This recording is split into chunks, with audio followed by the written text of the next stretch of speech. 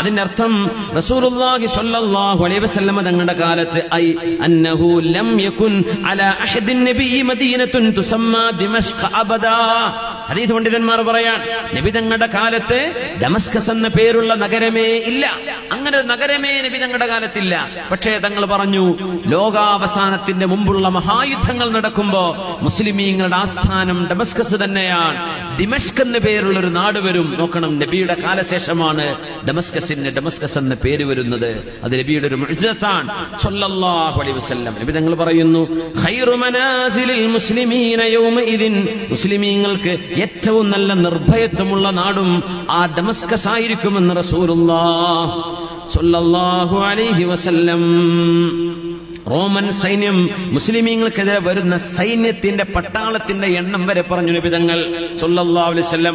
അവര് വരുന്നത് തഹ്ത 80 ഗായ, അതായത് റായ 80 കൊടികൾക്ക് കീഴിലാണ് അവർ വരുന്നത്.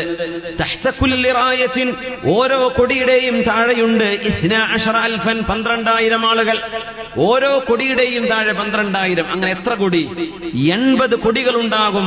ഓരോന്നിന്റെ കീഴിലും 12,000. അങ്ങനെ ഒരു വലിയ സൈന്യമാണ് മുസ്ലിം ഉമ്മത്തിനോട്, ഇമാം മഹ്ദിയോട് പടപൊരുതാൻ വരുന്ന ആ ഒരു സൈന്യമെന്ന് റസൂലുള്ളാഹി സ്വല്ലല്ലാഹു അലൈഹി വസല്ലം. യാ അല്ലാഹ്, അല്ലാഹുവിന്റെ ഹബീബ് പറഞ്ഞ ഈ വസ്തുതകൾ നമ്മുടെ കൺമുമ്പിൽ നടക്കാൻ വലിയൊരു കാലവ്യത്യാസമുണ്ട് എന്ന് തോന്നുന്നില്ല. കോൺസ്റ്റാന്റിനോപ്പിളിന്റെ ഒരു വിഷയത്തെപ്പറ്റി നോക്കണം. അധികാരം എടുക്കുന്നതും കൊടുക്കുന്നതും അല്ലാഹുവാണ്. ഇമാം മഹ്ദിക്ക് അധികാരം നൽകുന്നതും ഈസാ നബി അലൈഹിസ്സലാമിനെ അവതരിപ്പിക്കുന്നതും മസീഹുദ് ദജ്ജാലിന്റെ അധികാരം അവസാനിപ്പിക്കുന്നതും അല്ലാഹുവാണ്. ശുദ്ധ ഖുർആൻ ആല ഇംറാനിൽ പറഞ്ഞ ആയത്ത് എത്ര മനോഹരമാണ്. ഖുലില്ലാഹുമ്മ മാലികൽ മുൽക്ക് തുഅ്തിൽ മുൽക മൻ തശാ വതൻസിഉൽ മുൽക മിമ്മൻ തശാ വതുഇസ്സു മൻ തശാ വതുദില്ലു മൻ തശാ ബിയദികൽ ഖൈർ ഇന്നക അലാ കുല്ലി ഷൈഇൻ ഖദീർ. അല്ലാഹുവേ മാലികൽ മുൽക്കി, അധികാരത്തിന്റെ ഉടമസ്ഥനെ തമ്പുരാനെ, തുഅ്തിൽ മുൽക മൻ തശാ, നീ ഉദ്ദേശിക്കുന്നവർക്ക് നീ അധികാരം നൽകുന്നു റബ്ബേ. വതൻസിഉൽ മുൽക മിമ്മൻ തശാ, നീ ഉദ്ദേശിക്കുന്നവരിൽ നിന്ന് അധികാരം നീ പിടിച്ചു വാങ്ങുന്നു റബ്ബേ. അധികാരം ആരും കൊടുക്കൂലെന്ന്, അതുകൊണ്ട് അല്ല പിടിച്ചു വാങ്ങാന്ന് പറയുന്നത്. തൻസിഉ, നീ പിടിച്ചു വാങ്ങാൻ. അവർ കൊടുക്കാൻ റെഡിയല്ല. പ്രസിഡന്റ് സ്ഥാനം രാജിവെക്കാൻ റെഡിയല്ല, സെക്രട്ടറി സ്ഥാനം രാജിവെക്കാൻ റെഡിയല്ല. അല്ല പിടിച്ചു വാങ്ങാൻ. തൻസിഉ, നീയാണ് പിടിച്ചു വാങ്ങുന്നത്. നീ ഉദ്ദേശിക്കുന്നവരിൽ നിന്നും പിടിച്ചു വാങ്ങുന്നവൻ നീയാണ്. വതുഇസ്സു മൻ തശാ, നീ ഉദ്ദേശിക്കുന്നവർക്ക് നീ അഭിമാനം നൽകുന്നു റബ്ബേ. വതുദില്ലു മൻ തശാ, നീ ഉദ്ദേശിക്കുന്നവർക്ക് നീ നിസ്സാരത നൽകുന്നു റബ്ബേ, അപമാനം നൽകുന്നു. എന്ത് തന്നെയാണെങ്കിലും ബിയദികൽ ഖൈർ, നിന്റെ കയ്യിലാണ് റബ്ബേ നന്മയുള്ളത്. ഇന്നക അലാ കുല്ലി ഷൈഇൻ ഖദീർ, അധികാരം നൽകുന്നതും എടുക്കുന്നതും ഖൈറാണത്രേ. ഒരാൾക്ക് ഇസ്സത്ത് ലഭിക്കുന്നതും ദില്ലത്തുണ്ടാവുന്നതിലും അല്ലാഹു ജല ഖൈർ വെക്കുന്നു എന്നാണ് നബി തങ്ങൾ പറയുന്നത് സ്വല്ലല്ലാഹു അലൈഹി വസല്ലം. കോൺസ്റ്റാന്റിനോപ്പിളിനെ പറ്റി നബി തങ്ങൾ പറഞ്ഞത് ഇമാം മഹ്ദിയുടെ കാലത്ത് നടക്കുന്ന അവസാന യുദ്ധങ്ങൾ, അവസാനത്തേതിന് തൊട്ടു മുമ്പുള്ളത് കോൺസ്റ്റാന്റിനോപ്പിൾ. ഇമാം മുസ്ലിം ഉദ്ധരിക്കുന്ന ഹദീസ് അബൂ ഹുറൈറ റളിയല്ലാഹു അൻഹു ആണ് നബിയിൽ നിന്ന് കേട്ടത്. തങ്ങൾ പറയുന്നു സ്വഹാബികളോട്, സമിഅ്തും ബിമദീന, നിങ്ങൾക്കൊരു നഗരം അറിയുമോ?